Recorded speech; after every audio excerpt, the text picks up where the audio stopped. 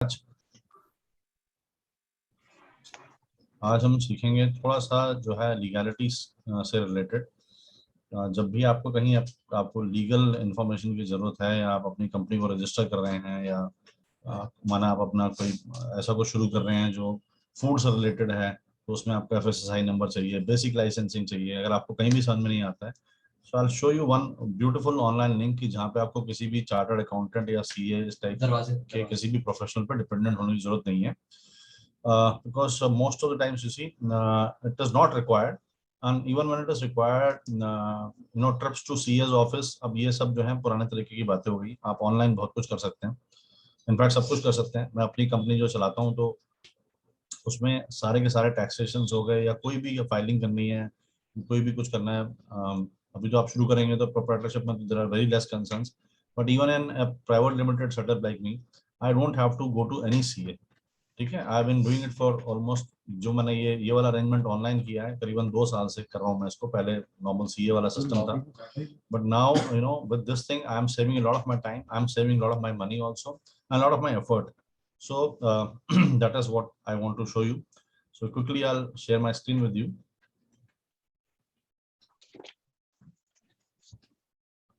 अब बताइएगा जब आपको स्क्रीन दिखनी शुरू हो जाए। Yes. Okay. Yes, sir. Oh, fantastic. ठीक है।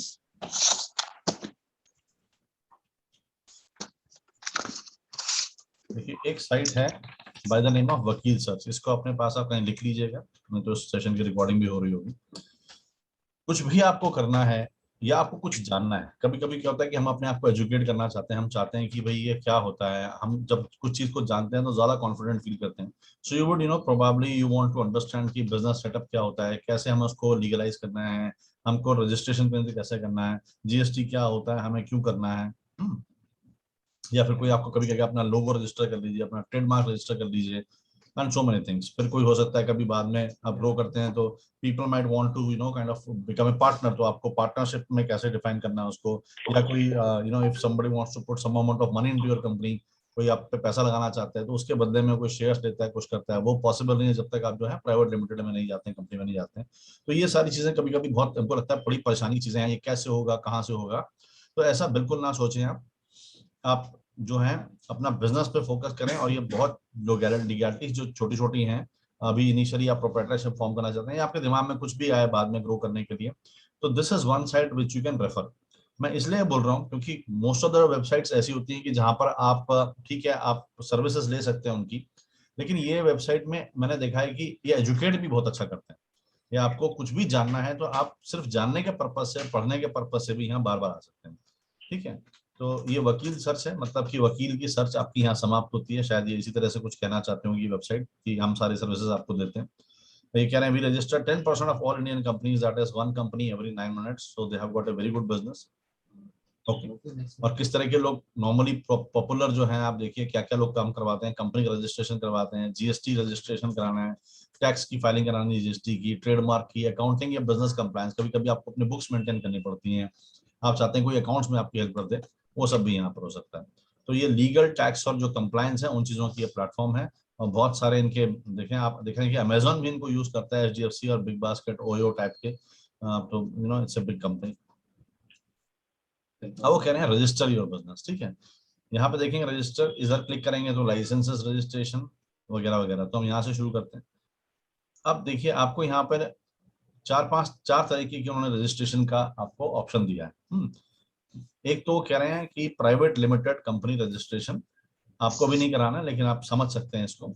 तो उसके लिए क्या करते हैं, DIN एंड DSC, मतलब कि डायरेक्टर का जो नंबर होता है, जब आप डायरेक्टर बनते हैं तो आपको सरकार से एक नंबर मिलता है कि आप उसके आपका डायरेक्टर का आइडेंटिफिकेशन है। तो DIN मतलब कि डायरेक्टर आइडेंटिफिकेशन नंबर। ठीक है, ये आपको मिलेगा, आपको अप्रूवल सर्टिफिकेट मिलेगा। ये मिनिस्ट्री ऑफ जो है कॉर्पोरेट अफेयर्स जो है वहां से करना पड़ता है। और ड्राफ्टिंग ऑफ MOA और AOA, ये जो होता है memorandum of association of article association, ये आपको बनाने पड़ते हैं। कुछ डॉक्यूमेंट्स का नाम है, कुछ ज्यादा कॉम्प्लिकेटेड चीज नहीं है। आपको रजिस्ट्रेशन फीस देनी है और कंपनी के जो इनकॉर्पोरेशन सर्टिफिकेट आपको मिल जाएगा, पैन एंड टैन आपको मिल जाएगा। मैं देख रहा हूँ कि यहाँ कोई सर्टिफिकेट होगा, मैं आपको दिखाता हूँ। ओके, तो this is how you know form a private limited company. एक होता है LLP, हाँ, इसको छोड़ सकते हैं अभी के लिए, आपको जरूरत नहीं है। एक होता है 1% कंपनी। 1% कंपनी में क्या है कि आपका एक कंपनी का नाम, देखिए कंपनी बनाने का सबसे पहले तो रीजन क्या है। नंबर वन, अगर आप कहते हैं कि आप अपने नाम से बिजनेस कर रहे हैं, विच इज ऑल्सो फाइन, आप शुरुआत में ऐसा कर सकते हैं। लेकिन एक होता है कि कोई सिंगल पर्सन अपना अपना नाम से बिजनेस करता है, और एक होता है कोई कंपनी होती है, तो ऑटोमेटिकली थोड़ा सा ये होता है कि आपका विश्वास एक कंपनी के प्रति ज्यादा होता है ना। क्योंकि आपको लगता है कि ये कंपनी है, माना आज ये भाई साहब नहीं है, ये मैडम नहीं है ऑफिस में, तो कोई तो होगा, कंपनी से आप डील कर रहे हैं, तो उसमें थोड़ी सी सेफ्टी और सिक्योरिटी एक जो है परसेप्शन लोगों को ऐसा लगता है। ऐसा नहीं है कि जो है आप अकेले बिजनेस नहीं कर सकते। मैंने बहुत सालों तक जो है खुद भी किया, कंपनी बहुत टाइम बाद बनाई मैंने, तो मेरे ही नाम पे था और मैं अपने सेविंग्स अकाउंट में ही पैसे लेता था और टैक्स भर देता था जो भी था। तो that was also working for me, that was not a problem. बस ये होता है कि धीरे धीरे जब आप ग्रो करने की कोशिश करते हैं and you want to get higher value projects, तो उस टाइम पे लोग इंडिविजुअल को देने से डील करने में उनको थोड़ा सा खतरा लगता है कि माना कुछ कुछ बात है, कभी इंडिविजुअल मिसिंग है या किसी वजह से उपलब्ध नहीं है, तो किसके पास जाएं, कहाँ बात करें, राइट। तो that is why people would like to deal with a company. तो आप एक कंपनी का फॉर्मेट बना सकते हैं, ठीक है। तो वहां पे लोगों को थोड़ी सी सेफ्टी लगती है, उनको लगता है कि कंपनी से डील, क्योंकि कंपनी के कंप्लायंसेस हैं कहीं ना कहीं, तो आपका नाम पता 4 जगह होगा, आपने कहीं पे जाके परमिशंस दी होंगी, तो it will be easier to track you और वट, इस वजह से। तो अब क्या हो गया कि एक कॉन्सेप्ट ये भी आ गया कि अगर आप सिंगल पर्सन भी हैं तो भी आप कंपनी के फॉर्मेट में चला सकते हैं। मतलब क्या, कुछ लोग कुछ कुछ बिजनेसेस ऐसे होते हैं, वो कहते हैं कि हम इंडिविजुअल्स के साथ में डील ही नहीं करते, आपकी कंपनी होगी तो हम आपको काम देने में के लिए हमको कोई दिक्कत नहीं है। ऐसे होते हैं कुछ कंपनीज, माना किसी आप बैंक से डील कर रहे हैं या किसी और कंपनी से डील कर रहे हैं, वो कहेंगे हमारी पॉलिसी की है, we don't deal with freelancers, we don't deal with individuals, we deal with company. ऐसे केस में कि जब कंपनी के नाम पे वो चेक काटेंगे, तो आप 1% कंपनी का सहारा ले सकते हैं, ठीक है। तो यहाँ पर भी आपको director information number, identification number मिल जाता है, गाइडेंस मिल जाता है, आपको किस तरह से कंपनी का नाम क्या चूज करना है वो भी थोड़ा मिल जाएगा यहाँ पे। क्योंकि एक्चुअली क्या होता है कि आप नाम सोचने से कुछ नहीं होता, कि आपका नाम ये है, नाम अवेलेबल भी होना चाहिए, ठीक है। तो नाम अवेलेबल भी होना चाहिए। तो मिनिस्ट्री ऑफ कॉर्पोरेट अफेयर्स जो है, वहां पे उनके पोर्टल पे आप चेक करते हैं कि ये नाम अवेलेबल है भी कि नहीं है। अगर नाम अवेलेबल होता है तो आपको मिल जाता है, अगर नाम अवेलेबल नहीं है तो आपको नाम का कुछ कुछ ट्विस्ट करना पड़ेगा आपको, या चेंज करना पड़ेगा, ठीक है। तो आपका जो नाम अप्रूव हो जाता है, उसका सर्टिफिकेट हो गया आपके पास में, कंपनी का पैन। कंपनी जब बन जाती है तो कंपनी का एडवांटेज ये है कि लॉ लॉ जो है वो कंपनी को एक अलग अलग अलग जो है, वैसे एक अलग ही आइडेंटिटी के रूप में जानता है। मतलब जैसे रमेश हैं, सुरेश हैं, गीता हैं, जो भी हैं, इसी तरह से कंपनी भी एक जो है, एक उसकी आइडेंटिटी है। तो जब आपसे कोई बिजनेस करता है, जब मेरे नाम से मैं मान के चलता हूँ कि मैं कहूंगा विकास राजपूत के साथ आप में काम कीजिए, कुछ भी कीजिए, तो उन्होंने विकास राजपूत को उन्होंने जो है पैसे दिए हैं और विकास राजपूत के अकाउंट में डाला है और विकास राजपूत डीलिंग हो रही है, तो कल को कोई ऊंच नीच होती है, कोई बात होती है, कुछ भी है, तो विकास राजपूत इज आंसरेबल, मैं आंसरेबल हूँ, मुझे बात करनी, उन्होंने मुझसे डील किया। और अगर माना कि उनका लॉस हो जाता है या मैं लॉस में जाता हूँ, तो मेरे मेरे साथ में मेरी जो पर्सनल प्रॉपर्टी है उस पर भी जो है लाइबिलिटी क्रिएट हो जाती है, ठीक है। लेकिन कंपनी में ऐसा नहीं होता। जब आप कंपनी से डील करते हैं तो वो लॉ की नजरों में ये भी एक अलग आइडेंटिटी है कंपनी। तो आप कह सकते हैं कि मैं तो कंपनी का सिर्फ डायरेक्टर हूं, आपने तो बिजनेस कंपनी के साथ में किया। आप समझ रहे हैं कैसे आप सेफ हो सकते हैं। तो आप कहते हैं बिजनेस तो आपने कंपनी के साथ में किया है, हाँ कंपनी आज की डेट में बंद हो गई तो आपका जो केस होगा, जो भी आपको करना हो कंपनी पे करेंगे। आप कहेंगे भाई कंपनी क्या चीज है, कंपनी तो कोई है नहीं, डायरेक्टर तो आप हैं। लेकिन ऐसा ही है, लॉ ने आपको इस तरह की प्रोटेक्शन दी है, तो आपकी कोई पर्सनल लायबिलिटी नहीं बनती है। आपके जो भी किसी के भी ग्रीवेंसेस होंगे, जो भी कोई लीगल मैटर होगा, तो वो कंपनी के साथ में सॉल्व होगा, ठीक है। आप कंपनी के सिर्फ डायरेक्टर हैं, करेंगे फिर भी आप ही उसको, लेकिन तब ये है कि आपकी लायबिलिटी पर्सनल नहीं है। अगर आपको माना किसी को 2 लाख रुपए देने हैं, आप नहीं दे पा रहे हैं, कंपनी बंद हो चुकी है, तो वो कंपनी से डीलिंग है। कंपनी बैंकरप्ट होगी तो दिखा सकते हैं भैया बैंकरप्ट हो गया, अब कुछ नहीं हो सकता, डूब गया पैसा, ऐसा भी है। लेकिन अगर जो है आपके साथ में बिजनेस है, तो क्या करेगा, वो कहेगा नहीं आप हैं तो आप मुझे दीजिए पैसा, कहीं से भी दीजिए, अपने घर का सामान बेच के दीजिए। यहाँ पर ऐसा नहीं है, आपने कंपनी बना ली और कंपनी अगर बैंकरप्ट हो जाती है, कुर्की हो जाती है, अब तो कंपनी ही लायबल है। तो उसमें लॉ के केस में आपका ऑफिस है या कंपनी की जो प्रॉपर्टी, कुर्सी टेबल है वोटेवर, उसको बेच करके दिया जाएगा लोगों को। आपकी प्रॉपर्टी पे, आपकी पर्सनल संपत्ति भी कोई हाथ नहीं लगा सकता। तो ये एडवांटेजेस हैं लेटर ऑन, अगर आप करना चाहें तो।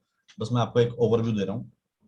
और जो वो बिजनेस का ये वाली बात है कि हम किसी कंपनी के साथ ही बिजनेस करते हैं, वो आपके साथ बिजनेस करना चाह रहे हैं, लेकिन उनकी पॉलिसी रिक्वायरमेंट है कि आपकी कोई कंपनी हो, तो उस केस में आपको कोई प्राइवेट लिमिटेड कंपनी, क्योंकि होता क्या है जब आप प्राइवेट लिमिटेड कंपनी बना लेते हैं इसमें खर्चा ज्यादा है और उसमें कंप्लायंसेस ज्यादा है। इसका खर्चा मिनिमम फीस ही फीस में करीबन 25,000 रुपए के आसपास जाएगा आपका साल का।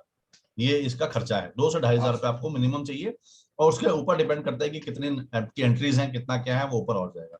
तो depending on the size of the company आप 25 से लेकर 50,000 1 लाख तक भी आपका लग सकता है। बॉयलर लेकिन यहाँ पर ऐसा नहीं है, यहाँ पर इस तरह की वो नहीं है कि आपको बार बार कुछ डॉक्यूमेंट जमा करते रहने हैं, इतना कुछ नहीं करना है यहाँ पे। तो 1% कंपनी भी लोग आजकल बहुत बनवाते हैं, इसमें भी सब कुछ जो ड्राफ्टिंग आपको चाहिए, जो रजिस्ट्रेशन फीस चाहिए, सब कुछ चाहिए, आपको बना कर देते हैं। ठीक है सर। हाँ जी सर रजिस्ट्रेशन होने के बाद DIN नंबर मिलता होगा ना? हाँ यस, जब आप रजिस्ट्रेशन का प्रोसेस शुरू करते हैं तो सब कुछ आपको मिल जाता है, लास्ट ये सब कुछ आपको मिल जाएगा। आपको पर प्रोसेस पहले शुरू करनी पड़ेगी, जैसे अभी कंपनी रजिस्टर होती है उसके साथ आपको सब कुछ मिल जाता है। फिर आती है पार्टनरशिप फर्म। अगर आप किसी के साथ बैठ के पार्टनरशिप करें तो देखिए पार्टनरशिप में भी क्लियर कट लिखा पड़ा होती है, एक प्रॉपर एग्रीमेंट के साइन होता है, किसके कितने शेयर्स होंगे, कौन कितने का मालिक होगा, कितना पैसा डाल रहे हैं एंड वॉट। ठीक है, तो वो सब भी जो है लिखने में होना चाहिए, लिखित में होना चाहिए, डॉक्यूमेंट प्रिपेयर होना चाहिए, उसकी भी हेल्प करते हैं।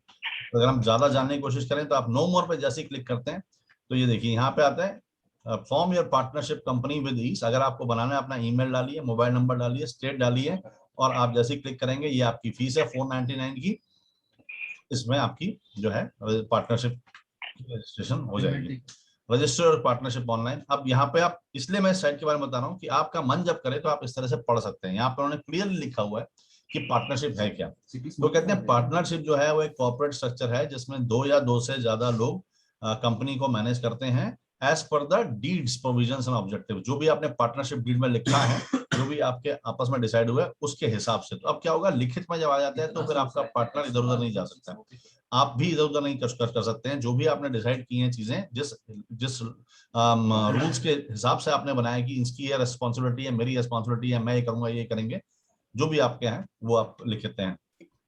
ठीक है, तो इसका टाइम फ्रेम जो है इसमें 10 से 12 दिन लगते हैं। वो कह रहे हैं नेम आपको हेल्प कर देंगे, ये चेकलिस्ट ये सब चाहिए।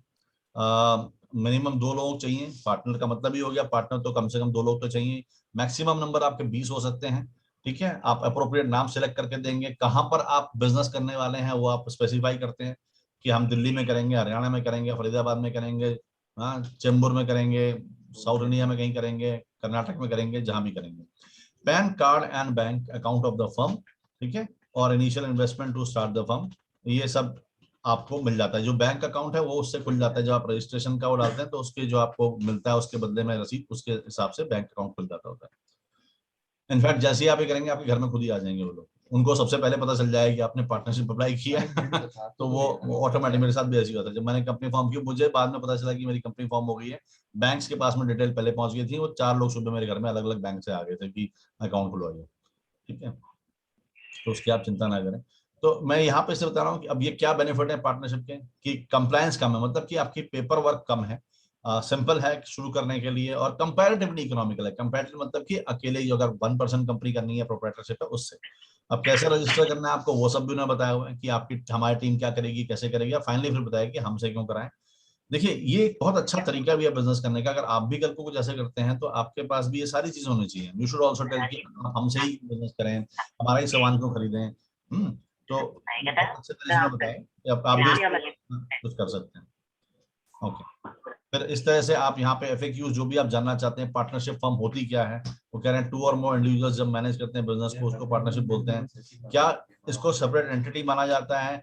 The partners in the partnership firms are the owners and thus are not separate entity from the firm. Any legal issues or debt incurred by the firm is the responsibility of owners. यहाँ पे partnership में आपकी liability जो है, आप switch off कर देंगे अपने माइक को। हाँ सॉरी सर, हो सके तो प्लीज यहाँ ध्यान दीजिए, बहुत इंपॉर्टेंट है। Okay, then how many partners can be there? तो आपने यहाँ देखिए कि partnership in the banking business can have 10 partners while those engaged in any other business can have 20 partners. तो इतना सब कुछ हो सकता है। आप देखिए पार्टनरशिप से क्या होता है कि आपकी रीच बहुत बढ़ जाती है, आपकी पावर बहुत बढ़ जाती है, आप अकेले सारे काम नहीं कर सकते, लेकिन इसमें मैच्योरिटी बहुत चाहिए। अगर आपको लगता है कि नहीं सारे डिसीजंस मैंने ही लेने हैं, सब कुछ करना है, तो ये बड़े इमेच्योर कह सकते हैं, या स्टार्टिंग में ऐसा माइंडसेट हो सकता है। लेकिन जैसे जैसे आप ग्रो करते हैं आपको समझ में आता है कि अगर आपको 10 लाख रुपए चाहिए कोई मशीन लगाने के लिए, कुछ भी आपके पास में नहीं है, तो कोई किसी के साथ मिलकर करेंगे आप। तो जब साथ मिलेंगे तो फिर जो है वो भी, उनका भी कोई पोर्शन होगा उसमें, उनको भी आपको कुछ प्रॉफिट देना पड़ेगा, तभी तो वो कोई अगला आपके अकाउंट में पैसे, मतलब आपके कंपनी में पैसे लगाएगा, फिर वो कंपनी का वो भी पार्टनर होता है। पार्टनर का मतलब है कि अभी तक आप डिसीजंस अकेले लेते थे, अब आपको उनसे भी पूछना पड़ सकता है। तो क्या आप कंफर्टेबल हैं, एक टीम प्लेयर आप हैं? तो कोई जरूरी नहीं है कि आपको ये सब कुछ काम करना है, मैं सिर्फ ये बता रहा हूँ कि अगर आप कंफर्टेबल हैं, ग्रो करना है, तो आपको इस तरह का टीम वर्क चाहिए होगा। अगर आप टीम वर्क में नहीं है आप, तो आप अपने बिजनेस को डेलिबरेटली छोटा रखिए और उसके पूरे जो है प्रॉफिट्स पूरी तरह से एंजॉय कीजिए, पावर अप एंजॉय कीजिए उसकी, आपके डिसीजन चलेंगे जैसा भी आप चाहेंगे। लेकिन जैसे ही आप पार्टनरशिप में आ जाते हैं तो बात सिर्फ पार्टनरशिप की है। बहुत लोगों को लगता है पार्टनरशिप का मतलब हमको कहीं से पैसा भी आ जाएगा, कोई हमको हेल्प कर देगा, वो तो ठीक है, लेकिन अब वो भी तो डिसीजन लेंगे जिन्होंने पैसे लगाए हैं, तो उनका भी तो राइट है आपसे पूछने का कि हम क्या करेंगे, कैसे करेंगे, क्या प्लान होगा, और दोनों को मिलकर डिसीजन लेने पड़ेंगे। आप सिंगल डिसीजन नहीं ले सकते हैं। बैंक अकाउंट में भी दोनों के साइन होंगे तब पैसे निकलेंगे। तो कुछ लोग इसके लिए प्रिपेयर नहीं होते, पार्टनरशिप के बाद लगता है अरे यार ये तो क्या हो गया, तो फंस गए हम। तो ये फीलिंग आ सकती है। तो अगर आपको लगता है आप जब कंफर्टेबल हो, आपको लगता है आप टीम प्लेयर हैं और आप लोगों की सुन सकते हैं, दो में ही इतनी मुश्किल है तो 3 4 5 6 7 8 10 पार्टनर भी हो सकते हैं। सो कोई बहुत मेजर आपने अगर कोई डिसीजंस लेने हैं तो then everybody has to be informed, everybody's consent has to be taken. सब हामी करेंगे तब आप आगे बढ़ पाएंगे, उसमें समय भी बहुत लग सकता है। लेकिन प्रोप्राइटरशिप में या 1% कंपनी में क्या होगा, आप हैं, अगर आपको आज कोई डिसीजन लेना है, माना आपको कंपनी के लिए कोई टीवी खरीदना है, आपने फटाक से खरीद दिया, लेकिन अगर आपके साथ में 10 पार्टनर है तो आपको सबको पूछना पड़ेगा टीवी खरीदने, फिर हो सकता है उनमें से कोई बताएगा ये वाला मत खरीदो, ऐसा खरीद लो, फ्लैट वाला मत खरीदो, ऐसे खरीद लो, कैश डाउन मत दो, ईएमआई पे ले लो। तो ये कंसेंसस बनानी पड़ेगी, इसमें समय लगता है। तो आपको स्पीडी डिसीजंस जो है लेने, या फिर आप अपनी डीड में ऐसा कुछ कर सकते हैं कि डिफाइन कीजिए, बहुत क्लैरिटी से डिफाइन कीजिए कि किसका काम क्या होगा, किसकी कितनी पावर होगी, कौन से डिपार्टमेंट में कौन सा काम, जैसे सेल वेल का काम है तो सबको पूछने की जरूरत नहीं है, इतने पैसे तक का डिसीजन कोई एक ले सकता है, हम बाकी ऑथराइज करते हैं उसको। इस तरह से कुछ आप अपना बनाएंगे नहीं तो जो है मुश्किल है, टाइम लगता है इसमें। तो आपका माइंडसेट होना चाहिए कि लोगों को कंसल्ट करने वाला, कंसेंसस बिल्ड करने वाला। Then how much time does it take to register a partnership firm, उन्होंने बता दिया 10-12 दिन लग जाते हैं, कितना मिनिमम, तो जो भी आपकी जो है पूछना है। अब देखिए बहुत अच्छा फीचर ये भी है कि ग्लॉसरी जो है, मतलब कि एक एक वर्ड को समझा रहे हैं, जो कि शायद सीए भी नहीं समझाएंगे आपको। आप उनके पास जाएंगे, पहले मिलेंगे नहीं, आपको बड़ा टाइम लगता है, फिर बैठेंगे, फिर जल्दी जल्दी कुछ करेंगे, फिर आपको समझ कुछ आएगा नहीं, आप पेपर पे साइन करके आ जाओगे। यहाँ अगर आप चाहें तो अपने आप को आप एजुकेट कर सकते हैं। You can understand what is an acknowledgement, employer agreement क्या होता है, डिसोल्यूशन क्या होता है, मतलब हमने पार्टनरशिप को खत्म करना है। ऐसा भी हो सकता है कि आप पार्टनरशिप एक लेवल के बाद में खत्म करना चाहो, आप आगे कंटिन्यू नहीं करना चाहते हैं, तो आप उस पार्टनरशिप से निकल भी सकते हैं, आप उसको डिसॉल्व कर सकते हो, तो उसको डिसोल्यूशन बोलते हैं। जनरल पार्टनर क्या होता है, इंस्ट्रूमेंट क्या होता है, पार्टनरशिप एट विल क्या होता है, रजिस्टर्ड ऑफिस क्या होता है, वगैरह वगैरह। ठीक है। So these are the registrations, हर तरह के रजिस्ट्रेशन आपको बता रहे हैं क्या एडवांटेजेस हैं, किस लिए कब करना है, क्या नहीं करना। तो बहुत आप इसमें डीप में जा सकते हैं, आप समझ सकते हैं, वॉट एवर यू वांट उसकी इन्फॉर्मेशन आप ले सकते हैं। फॉर एग्जांपल 1% कंपनी है, इसका भी देख लेते हैं। तो 1% कंपनी को ओपीसी भी कहते हैं। तो अगर आप ये सब चीजें, आपको लगता है कि पढ़ने में आपको कंफर्टेबल नहीं, आप किसी से समझना चाहते हैं जो भी क्वेश्चंस हैं, तो उसका सिंपल सा तरीका, आप यहाँ ईमेल अपना डालिए, अपना मोबाइल नंबर डालिए, अपना स्टेट डालिए, और आप ये कंटिन्यू कीजिए, और आप जो है पेमेंट भरिए, उसके बाद ऑटोमेटिक वकील सर्च की टीम आपको जो है कांटेक्ट कर लेगी, और सब आपका काम हो जाएगा, जो आपको पूछना है पूछ सकते हैं।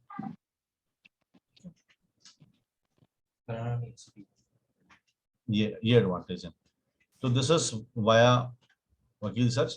अब देखिए यहाँ उन्होंने समझा दिया इसको, ये डॉक्यूमेंट चाहिए आपको 1% कंपनी का, ये आपकी प्रोसेस है, इसमें क्या क्या इंक्लूडेड है, हाँ इतने पैसे में, और क्यों वकील सर्च करना है। अब आपके यहाँ पे FAQs आ गए, जो मर्जी का ऑप्शन, कौन रजिस्टर कर सकता है, it can be done only by Indian residents and that too only one at a time as per the specifications of ministry of corporate affairs.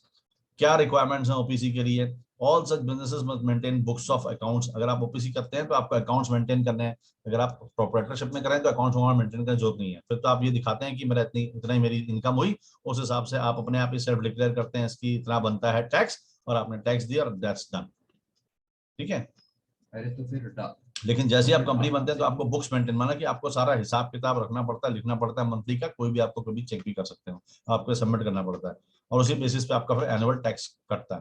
Comply with statutory audit requirements and submit income tax returns and annual filings with the ROC, मतलब registrar of companies. ये वो authority हैं जो ये सब देखते हैं, जिनके अंडर में ये काम होता है। How much capital is required, कितना पैसा चाहिए। कैपिटल माने मनी, जो इनिशियल मनी है उसको थोड़ा फैंसी टर्म है उसका, कैपिटल फाइनेंस में कैपिटल बोलते हैं उसको। How much capital is required to start an OPC। There is no difference in capital requirements for OPC and private limited company. तो दोनों के लिए ही आपको ऑथराइज कैपिटल 1 लाख रुपए चाहिए, ठीक है। तो इसका मतलब ये नहीं होता कि आपको ये you don't have you need to invest any money into your business, आपको एक बार के लिए अकाउंट में दिखाना पड़ता है, वो भी शायद कभी कभी नहीं। व्हाट आर टैक्स एडवांटेजेस, क्या टैक्स एडवांटेज आपको। तो जनरल को एडवांटेजेस नहीं है, कुछ specific industry specific advantage available. Taxes to be paid at a flat rate of 30% of profits, तो यहाँ पे 30% है। Dividend distribution tax applies and also does minimum alternate tax. How much does it cost to run an OPC। The cost of OPC is only marginally lower that of private limited. मैंने आपको बताया था कि 20,000 25,000 करीबन आएगा, लेकिन यहाँ पर 12 से लेकर के 15,000 तक तो आपका यहाँ पर भी आ रहा है OPC, तो कोई ज्यादा पैसे में फर्क नहीं है। हाउ मेनी डेट, तो आप सोचेंगे कि लोग प्राइवेट लिमिटेड क्यों बनाते हैं फिर, और ये क्यों बनाते हैं, क्योंकि OPC सिर्फ इस बना रहे हैं कि आप कंट्रोल भी अपने पास रखना चाहते हैं और कंपनी का फॉर्मेट भी चाहते हैं। प्राइवेट लिमिटेड में क्या है कि आप कंट्रोल भी मतलब जो है आप डिवाइड होगा आपका, लेकिन आप बाहर से पैसा उठा सकते हो, क्योंकि प्राइवेट लिमिटेड कंपनी जो है वो शेयर्स दे सकती है। यहाँ पर क्या है limitation, person starting the business it's only director and share holder, बस, ठीक है। इसमें जो है कोई पावर नहीं होती कि आप इक्विटी फंड रेज कर सकें या ऑफरिंग कर सकें एम्प्लॉय स्टॉक ऑप्शंस की, व्हाटएवर। एम्प्लॉय स्टॉक ऑप्शंस क्या होता है इनिशियली, कई बार क्या होता है आजकल स्टार्टअप्स में कि जैसे किसी को नौकरी पर रखा या कुछ भी है, फाउंडिंग मेंबर्स हैं या और लोग हैं, भाई अब स्टार्टअप के पास वैसे ही पैसे कम होते हैं, तो आप कैसे अपना कैश को कंजर्व करते हैं। आप हायर सैलरीज नहीं देते हैं, लेकिन आपको लोग अच्छे चाहिए, तो आप क्या क्या करते हैं कि जो आता है आपके पास में, आप कहते हैं ठीक है हम सैलरी आपको कम दे पाएंगे, लेकिन उसके बदले में आपको स्टॉक ऑप्शंस देते हैं। जैसे जैसे कंपनी बड़ी होगी आपका स्टॉक भी बड़ा हो जाएगा, और फिर आप उसको सेल करके कुछ करके आप इतने % आप जो है पैसा कमा सकते हैं। तो ये भी होता है। तो इससे क्या होता है लोगों के अंदर जो है और भी ज्यादा एक ड्राइव होती है कि हाँ हम भी इस कंपनी के एक तरीके से मालिक हैं, जितनी कंपनी बड़ी होगी हमारे शेयर्स और हमारे स्टॉक्स भी राइज करेंगे, तो वो ज्यादा मेहनत करते हैं, उनको अंदर मोटिवेशन बहुत होती है। तो ये तभी लोग करते हैं जो बहुत ज्यादा कमिटेड है, लेकिन उनके कमिटमेंट के लिए अभी रिटर्न नहीं है आपके पास में, लेकिन आप चाहते हैं कि बाद में जरूर उनको रिटर्न मिले, इसलिए वो स्टॉक ऑप्शंस दिए जाते हैं। इन्फोसिस में ऐसे होता है, एम्प्लॉइज ना छोड़ें कंपनी को तो उनको स्टॉक ऑप्शंस दिए जाते हैं, तो वो कहते हैं कि आप अगर नहीं छोड़ेंगे और इतना टाइम तक नहीं छोड़ेंगे तो ये आपको स्टॉक्स मिलेंगे। इस तरह से आप कोशिश करते हैं कि आपका टैलेंट, आपके लोग, अच्छे लोग आपके पास में रहें। सर ये स्टॉक जो आपने बताया भी, तो Options. सर ये, हाँ जी सर, सर ये हम ही डिसाइड करते कि कितने पीरियड में हो जाए ऐसा। हाँ आप डिसाइड करेंगे, ओनर जो कंपनी होगी वही डिसाइड करती है कितने स्टॉक कितने देने और क्या, कब वो मैच्योर होंगे और क्या होगा, है ना। जैसे आप कह सकते हैं इनिशियली कि भाई 3 साल के बाद में जो जो कंपनी वैल्यू होगी उसके बाद ही आप इसको जो है मतलब एक्टिवेट कर सकते हैं, उससे पहले नहीं कर सकते। तो 3 साल तक बाइंड हो जाते हैं आप उसमें कंपनी के साथ में, तभी वो आपको मिलेंगे। अगर आप बीच में छोड़ते हैं तो then it is not yours. हाँ वो बेनिफिट नहीं। इस तरह से ग्लॉसरी हो गया बिजनेस को, क्योंकि 2-3 साल तो चाहिए कंपनी को कुछ ना कुछ कहीं से एक जगह से दूसरी जगह पहुंचाने के लिए इनिशियल। तो यहाँ पे देखिए आप बता रहे हैं सर्टिफिकेट इनकॉर्पोरेशन क्या है, किसको डायरेक्टर कहते हैं, लिमिटेड लायबिलिटी किसे कहते हैं, नेम रिजर्वेशन क्या होता है। So all these things very beautifully describe. तो आप यहाँ पे इस तरह की कोई भी चीज बिजनेस सेटअप से रिलेटेड आप कर सकते हैं, ठीक है। ओके, तो देखिए कितना कुछ है यहाँ पे। प्राइवेट लिमिटेड बनाना चाहते हैं, लिमिटेड लायबिलिटी तो बड़ी कंपनी होगी, 1% sole proprietorship. Sole proprietorship is also very interesting. इसमें क्या होता है कि when a business is owned and governed by 1%, देखिए आपको ये मिनिमम ईयर रजिस्ट्रेशन आपको कराना पड़ेगा। अगर आप और कुछ नहीं कर रहे हैं तो आप सोल प्रोप्राइटर कराएंगे। It is called a sole proprietor, single person. This type of business can be incorporated in 15 days and hence makes it one of the most popular types of business to begin in the unsystematic sector, specifically among merchants and small traders. तो जो जिस category में आएंगे वो यही हो सकता है कि आप हो सकता है ट्रेडिंग करने की कोशिश करें कि आप बंदेज की साड़ी कहीं से खरीद के और फिर जो है पैकेज करके आगे कहीं बेचें, तो आप ये ट्रेडिंग कर रहे हैं एसेंशियली, आप मैन्युफैक्चर कुछ नहीं कर रहे हैं। तो इस तरह के जो है आपका अगर बिजनेस सेटअप है तो आपके लिए ये सही है। इस तरह की रजिस्ट्रेशन। तो for a sole proprietorship business registration is not required as it is identified through alternate registration such as GST registration. However, its liability is unlimited. मतलब कि कोई भी दिक्कत आती है तो liability जो है आपके ऊपर है और इसकी existence परपेचुअल नहीं होती। मतलब कि एक कंपनी की अगर किसी डायरेक्टर की डेथ भी हो जाती है तो कंपनी तो चलती रहती है ना, और डायरेक्टर्स हैं, उसके बाद में और डायरेक्टर्स अंदर आ सकते हैं, एग्जिस्टिंग डायरेक्टर्स जा सकते हैं, कंपनी रहती है, डायरेक्टर आते जाते रहते हैं। तो तभी आप देखो 200 साल पुरानी कंपनी, 150 साल पुरानी कंपनी, को इंसान थोड़ी जी सकता है 150 साल। लेकिन ये है कि कंपनी का नाम है, कंपनी चलती रहती है और लोग आते रहते हैं, रिटायर होते रहते हैं, जाते रहते हैं, नए लोग आते रहते हैं, इस तरह चलते रहते हैं। लेकिन यहाँ पे क्या है, इसकी परपेचुअल एग्जिस्टेंस नहीं हो सकती है सोल प्रोप्राइटरशिप की। जिसने बिजनेस शुरू किया उनके ना रहने पर ये जो है, ये वाला जो है बिजनेस एक तरीके से खत्म हो जाता है, क्योंकि आप ही अपना बिजनेस हो, दैट्स इट। इसकी कोई एग्जिस्टेंस परपेचुअल नहीं। अब इसके बेनिफिट्स क्या है? सिंपल है। सबसे बड़ी बात देखिए, जिसको कोई समझ में नहीं आता कि हमें नहीं पता अभी क्या करना है, क्या करना है, झमेलों में नहीं पड़ रहा, अपना काम करना चाहते हैं, तो आप यहाँ से ही शुरू कीजिए। ठीक है, सिंपल टू बिगिन, सबसे कम खर्चा है इसका, इकोनॉमिकल है, क्योंकि कई बार क्या होता है लोगों को मालूम ही नहीं होता। आप पता चला 25,000 आपने कंपनी का बना दिया, एनुअल 25,000 की आपने एक जिम्मेदारी ले ली और बीच में और एफर्ट भी सब कुछ, और आप उतना बिजनेस ही नहीं कर रहे, आप बीच में कहीं और नौकरी करने लग गए या कुछ और कर दिया, तो वो सीरियसनेस जब तक नहीं है, जब तक बिजनेस आपका ग्रो नहीं हो रहा है। मोस्टली लोग प्राइवेट लिमिटेड तब बनाते हैं जब उनको कहीं से क्लियर कट दिखता है कि हमको कोई पैसा लगाने वाले कंपनी में, उसके बदले में हमने शेयर्स देने हैं, तब बनाइए। ठीक है, इकोनॉमिकल, बहुत इकोनॉमिकल है। ठीक है, तो ये this is how it is. तो these are the documents required. यहाँ पे वो समझा रहे हैं आपको कौन कर सकता है, स्टार्ट कर सकता है, कितना टाइम लगता है, वही 10 से 12 दिन। What businesses are commonly run, तो देखिए जैसे ग्रोसरी शॉप है, फास्ट फूड वेंडर है, आप ट्रेडर है, कोई छोटा मोटा मैन्युफैक्चरर है, ठीक है, तो ये भी कर सकते हैं। ज्वेलरी शॉप्स, आप ऐसा नहीं है कि आप सिंगल पर्सन शॉप वॉप के फॉर्मेट में नहीं, वो भी कर सकते हैं, आप कर सकते हैं। ठीक है, aside from the current account is there no need for any registration, this depends on the business you are in. अब क्या है इसमें कि अगर 20 लाख से आपका जो है ट्रांजेक्शन अमाउंट ज्यादा जाता है तब आपको जीएसटी देने की जरूरत है, नहीं तो आपको वो भी जरूरत नहीं है। लेकिन हाँ, आपको कमर्शियल एस्टेब्लिशमेंट जो शॉप्स वाला लाइसेंस होता है कि हाँ यहाँ से आप बिजनेस अप्लाई कर रहे हैं, हो सकता है आपके वहां पे हो, तो वो चाहिए। अब देखिए ये सब बातें जो है आप अपने आप से ढूंढने में परेशानी होगी, लेकिन वकील सर्च के एग्जीक्यूटिव फटाफट ढूंढ के बता देंगे आप यूपी में हैं, आप या हरियाणा में या दिल्ली में, वहां चाहिए नहीं चाहिए, वो अपने आप बता देंगे आपको, और बताने के बाद में ये भी बता देंगे कैसे होगा, कितने पैसे लेंगे, क्या करेगा, सब कुछ हो जाएगा आपका।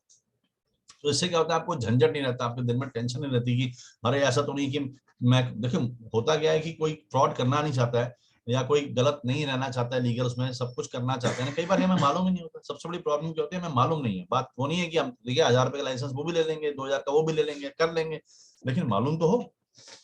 कहीं ऐसा तो नहीं कि अनजाने में अचानक कोई आपकी चेकिंग करने आ जाए, आपके पास में कोई लाइसेंस पता चला उस बिजनेस को चलाने के लिए चाहिए था और आपको पता ही नहीं था, तो ना पता होना जो है ना वो लॉ के सामने वो कोई रीजन नहीं है, आपको गलत ही माना जाएगा।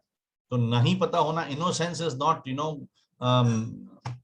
That is not going to save you. आप ये नहीं कह सकते मुझे पता नहीं था, तो आपकी जिम्मेदारी आपकी थी पता करने की, तो इसलिए फिर जो है ऐसे किसी से आपको सलाह ले लेनी चाहिए। ठीक है, अगर आपको कभी सोल प्रोप्राइटरशिप को प्राइवेट लिमिटेड में कन्वर्ट करना हो सकता है, पर नॉर्मली ऐसा कोई करता नहीं है, आप उसको बंद करते हैं, प्राइवेट लिमिटेड शुरू कर लेते हैं, इस तरह से कर सकते हैं। ठीक है, तो वकील सर्च में आपको सारे एक्सपर्ट्स बन जाएंगे, सब कुछ होगा वगैरह वगैरह। तो ये तो था सेटअप का। फिर उसके बाद में अगर आप इंटरनेशनल, कभी कभी क्या होता है कि अचानक कोई लक आता है बिजनेस में, या पैसा आता है या कुछ भी होता है, या आपको कोई प्रोजेक्ट मिल जाता है। जैसे अभी हम रिसेंटली मेरे एक दोस्त के साथ में हुआ, तो उनको एक अचानक सिंगापुर से कोई प्रोजेक्ट मिल गया अच्छा सा। हाँ, जब मिलने की पूरी बात हुई, यहीं पे इंडिया में आए थे, उनके रिप्रेजेंटेटिव, बात हो गई, सब कुछ हो गया, they were very interested to business. लेकिन ये हुआ उनका कि भाई हमारी पॉलिसी ये है कि हम कंपनी का ऑफिस सिंगापुर में भी होना चाहिए, कुछ ना कुछ होना चाहिए वहां पे, तब हम आपको करेंगे। अब आप कहेंगे मैं कोई वहां जाके दुकान थोड़ी लूंगा, मैं करूंगा ये सब कुछ करूंगा, तो ऐसा करने की जरूरत नहीं है आपको इतना फिजिकल सेटअप। आप वर्चुअल ऑफिस भी होते हैं और वर्चुअल सेटअप्स भी होते हैं, वो भी आप कर सकते हैं। तो ये लोग आपको हेल्प कर देंगे कि आप जाके कोई सिंगापुर का इनकॉर्पोरेशन या यूके का इनकॉर्पोरेशन या दुबई का या कहीं का भी आप वो कर सकते हैं। आपका दुबई का भी एक एड्रेस आ जाएगा।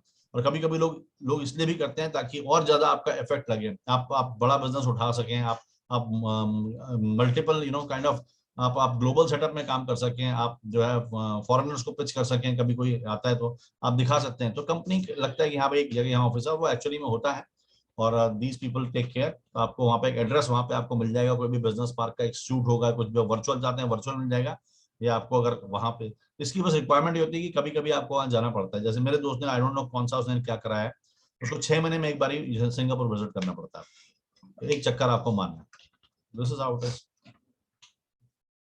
देन कंपनी का नाम अगर कुछ सर्च करना है, अब लाइसेंसेस हैं कई सारे।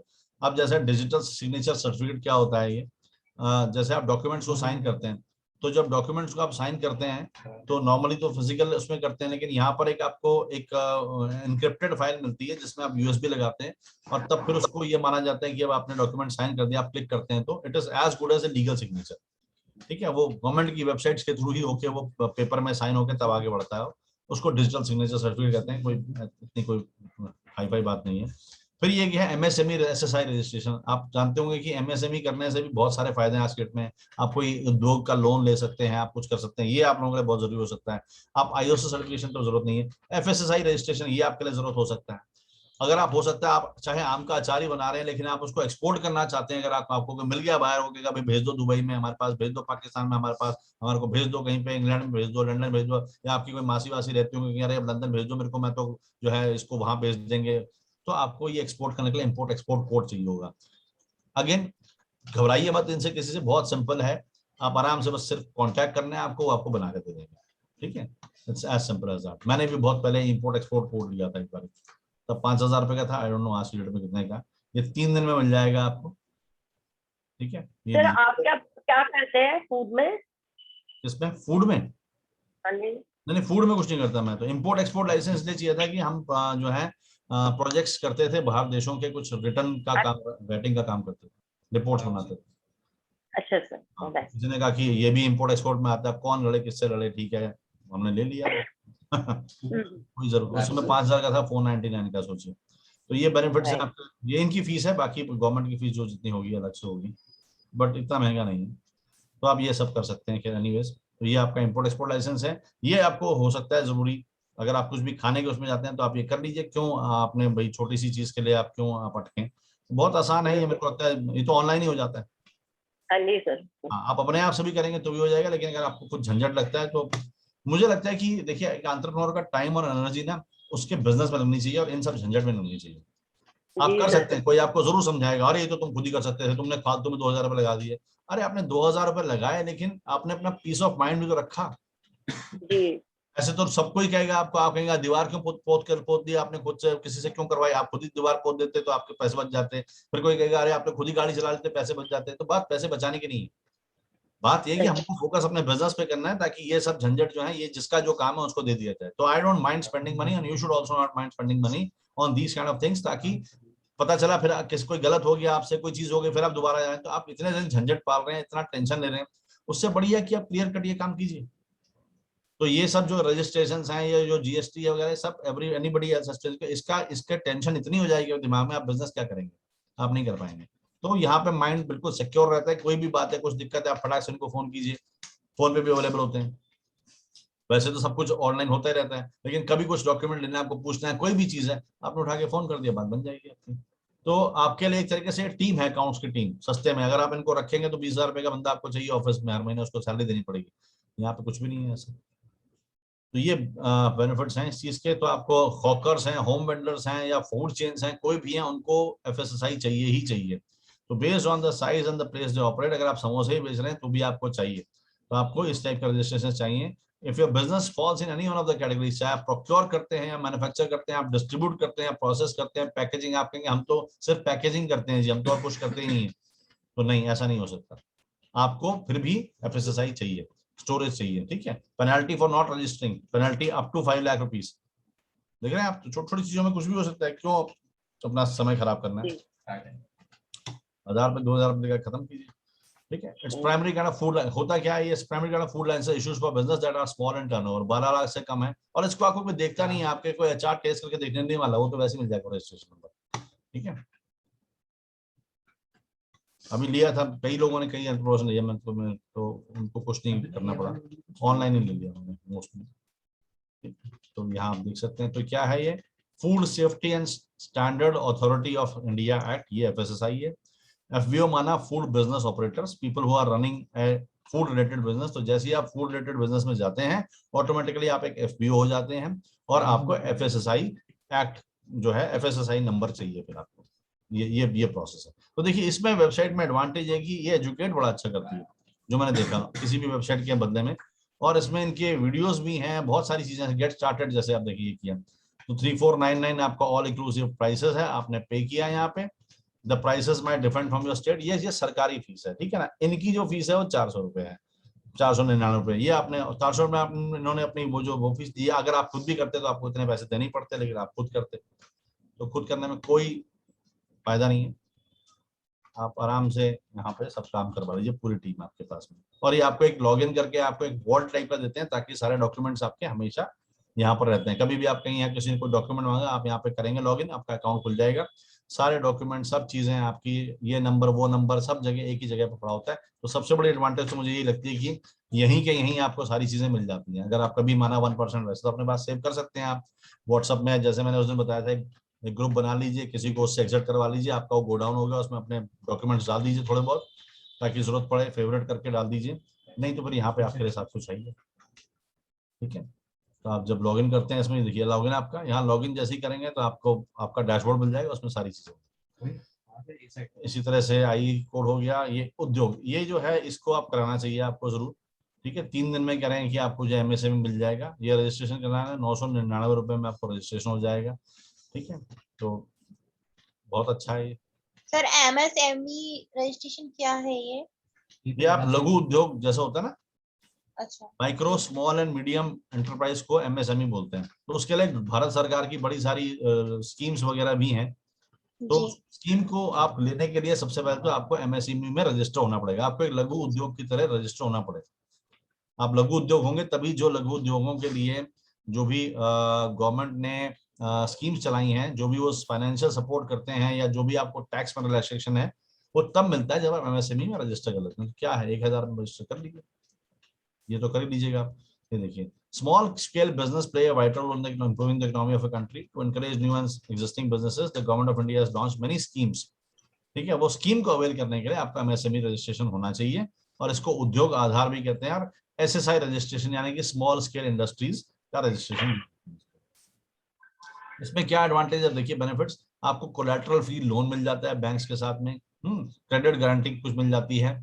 सम items have been earmarked to be manufactured only in small scale enterprises, तो आपको उसका एडवांटेज मिलता है। एक बार आपको MSME सर्टिफिकेट मिल गया तो it is gets much easier to get licenses, registrations, approvals.